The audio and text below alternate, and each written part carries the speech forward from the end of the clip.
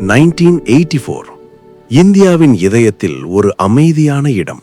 ஆனால் அந்த அமைதிக்குள் மறைந்திருந்தது ஒரு வெடிக்கும் புயல். ஆபரேஷன் ப்ளூ ஸ்டார் தொடங்குவதற்கு முன் இன்டெலிஜென்ஸ் ஏஜென்சிஸ் ஏற்கனவே எச்சரித்திருந்தன. கோல்டன் டெம்பிள் உள்ளே ஆயுதங்கள் குவிக்கப்பட்டு தீவிரவாதிகள் தங்கியிருக்கிறார்கள் என்று தகவல் வந்தது.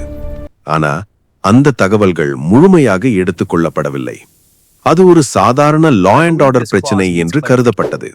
டைம் இருந்தும் ரைட் டிசிஷன் இல்லை. நாட்கள் கடந்து கொண்டிருந்தது. அந்த இடத்தில் டென்ஷன் மட்டும் அதிகரித்தது. பின்னர் சிச்சுவேஷன் கண்ட்ரோலுக்கு வெளியே போய்விட்டது. அதற்கு பிறகுதான் இந்திரா காந்தி அரசு ஒரு கடினமான முடிவெடுத்தது. இந்தியன் ஆர்மி உள்ளே அனுப்பப்பட்டது. ஆனால் அந்த ஒரு தாமதம், ஒரு தவறான மதிப்பீடு, அது மட்டுமில்ல, அது ஒரு நேஷனே ஆழமாக பிளந்தது. ஆயிரக்கணக்கான உயிர்கள் பாதிக்கப்பட்டது. ஒரு மதத்தின் உணர்வு காயமடைந்தது. நாட்டின் யூனிட்டி இட்செல்ஃப் சோதனைக்கு உட்பட்டது.